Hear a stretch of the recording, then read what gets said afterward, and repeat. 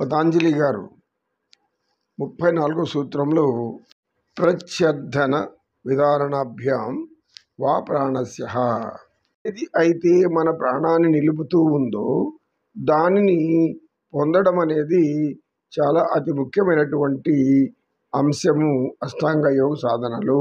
అంటే మనసు ప్రశాంతంగా ఉండాలి అంటే ప్రాణాయామ సాధన అతి ముఖ్యమైన ప్రక్రియ.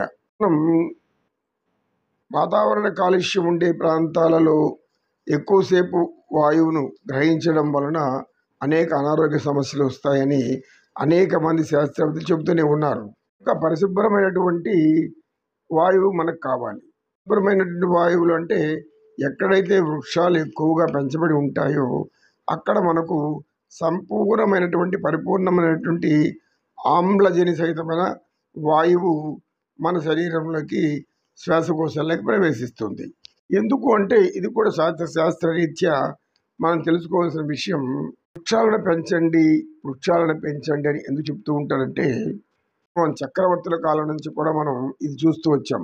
అశోక చక్రవర్తి కూడా బాటలకు ఇరువైపులా అనేక మహావృక్షాలను పెంచినట్లు మనకు చరిత్ర తెలియజేస్తూ ఉంది. ఈ వృక్షాలు నీడనిస్తాయని అనేక మంది అనుకుంటారు, చల్లని గాలినిస్తుంది అనుకుంటారు. వృక్షాలచే ఆకర్షించబడిన మేఘాలు వర్షం కురుస్తాయి అని కూడా అందరం గ్రహించాము. అతి ముఖ్యమైన విషయం ఏమిటంటే వృక్షాలన్నీ సూర్యరశ్మి నుండి ఆహారం గ్రహించి అవి పగటిపూట ఆమ్లజనాన్ని విడుదల చేస్తాయి, అంటే ప్రాణవాయువును విడుదల చేస్తాయి. కనుక ఎక్కడైతే వృక్షాలు ఎక్కువగా పెంచబడి ఉంటాయో ఏ వనాలు, అందుకని ఋషులు మునులు అందరూ కూడా వానప్రస్థం అంటే వనవాస జీవనం గడుపుతూ ఉంటారు. వనవాసం అంటే ఏమి, వనము అంటే ఏమి, ఎక్కువ మొక్కలతోనూ వృక్షాలతోనూ నిండి ఉంటుంది, చల్లగాను ఉంటుంది, పరిశుభ్రమైనటువంటి ఆమ్లజని మనకు అవసరమవుతుంది.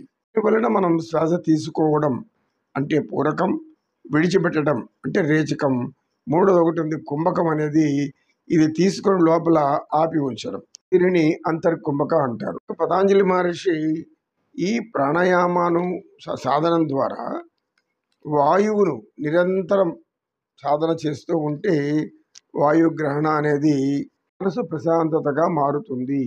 ఇక్కడ ఒక అద్భుతమైన రహస్యం ఏమిటంటే మనసులో అనేక ఆలోచనలు వస్తూ ఉంటాయి. అయితే దైవభక్తులు లీనమైన వారికి అనేక సమయాల్లో ఎప్పుడు కూడా మంచి ఆలోచనలే వస్తాయి, ఎటువంటి వ్యతిరేక ఆలోచనలు రావు. అనుకూలమైన ఆలోచనలు ఎందుకు వస్తాయంటే దైవంతో స్నేహం చేస్తున్నాం కాబట్టి, దైవం మీద భక్తి కలిగి ఉన్నాము, దైవం మీద ప్రేమ కలిగి ఉన్నాము, దైవాన్ని ప్రేమిస్తూ ఉన్నాము, దైవమే సర్వ సృష్టికి మూలమని తెలుసుకొని ఆచరిస్తూ ఉంటాం. కనుక మనకు ఆలోచనలు కూడా మంచి ఆలోచనలే వస్తూ ఉంటాయి. ఎవరైతే ఈ భౌతిక ప్రపంచ విషయవాంఛల్లోకి వెళ్ళిపోయి విషయవాంఛలే ప్రధానంగా గ్రహించి అదే జీవితం అనుకుని విచ్చలవిడిగా విలాసవంతమైన జీవితం కోసం చేయరాని పాపకర్మలన్నీ చేసుకుంటూ జీవిస్తూ ఉండేవారికి ఎప్పుడు కూడా అధికంగా వ్యతిరేక ఆలోచనలు వస్తూ ఉంటాయి. వ్యతిరేక ఆలోచనలు అంటే ఏమిటి, వారిని పట్టి పీడించేటటువంటి కర్మలను ముందు గుర్తు చేస్తూ ఉంటాయి. ఆలోచనలు భయాలు కల్పించడం, ఆందోళన కల్పించడం, మానసిక అశాంతి పొందడం, అశాంతి వలన దుఃఖము, ఇవన్నీ కూడా ప్రతికూల వాతావరణం ఏర్పడడం వల్లనే అందరూ ఇలాంటి వ్యవస్థను కలిగి ఉంటారు.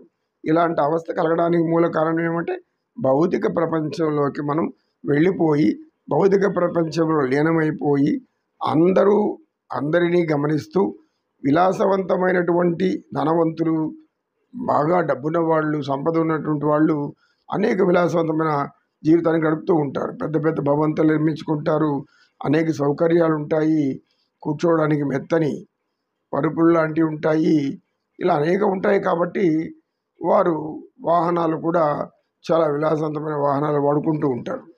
అటువంటి వారిని చూసి వారు బాధపడితే చాలా ప్రమాదం ఉంది. ఇదే ఒక పెద్ద ఆందోళనగా మానసిక సమస్యగా మారుతుంది. ఒక సామెత ఉంది మన తెలుగులో, మింగను మెతుకు లేదు మీసాలకు సంపంగను అడిగాడంట. ఒక పూటే గడవడానికి కష్టంగా ఉండేవాడు ఇతరులను చూసి అలాగా జీవించాలి అనుకోవడము అది అజ్ఞానము. పేదవారు గొప్పవారు కావాలని కోరుకోవడంలో తప్పులేదు, కానీ పరిస్థితులు కలిసి రావాలి, వారి కష్టం ఫలించాలి, వారి జ్ఞానం తోడవ్వాలి, అన్నీ ఇలా దైవ సంబంధమైనటువంటి కరుణ, కృప, దయ ఉన్నప్పుడు మెల్లమెల్లగా వారు సంపదను పొందగలుగుతారు. లేకపోతే ఇలా అందరి మీద ఈర్ష, అసూయ, ద్వేషం ఇలా పెంచుకుంటూ పోతే వారికి మిగిలేది ఏమీ ఉండదు. లోపల ప్రశాంతత లేని జీవితం దుఃఖమయం, కర్మమయం అవుతుంది. పతంజలి మహర్షి గారు మనసు ప్రశాంతతగా ఉండాలి అంటే ప్రాణాయామ సాధన అన్నది అతి ముఖ్యమైన అవసరము అని చెప్పారు ఆయన. ఇది ప్రాణాయామ ఒక సాధన మాత్రంగానే చెప్పారు, కానీ ఇతర యోగులు మాత్రం దీనిని ఒక యోగ శాస్త్రంగా, ఒక ప్రాణాయామకు గొప్ప శాస్త్రంగా నిర్మించారు. అనేక రకాల వాయు చలనాలను మనం వివిధ రూపాలలో తీసుకుంటూ విడిచిపెడుతూ ఉండడం వలన ప్రాణశక్తిని ఎలా గ్రహించగలమో అని తెలియజేసేది. కొంత విశ్రాంతి తీసుకొని తర్వాత చర్చించుకుందాం అని చెప్పి సత్యనిష్ఠుడు ఆ రోజుకి తన ఉపన్యాసాన్ని చాలించాడు. ఓం సర్వే భవంతు సుఖినః, సర్వే సంతు నిరామయాః, సర్వే భద్రాణి పశ్యంతు, మా కశ్చిద్ దుఃఖభాగ్ భవేత్. ఓం శాంతి శాంతి శాంతి. ఏతత్ సర్వం శ్రీకృష్ణార్పణమస్తు. ఓం తత్సత్.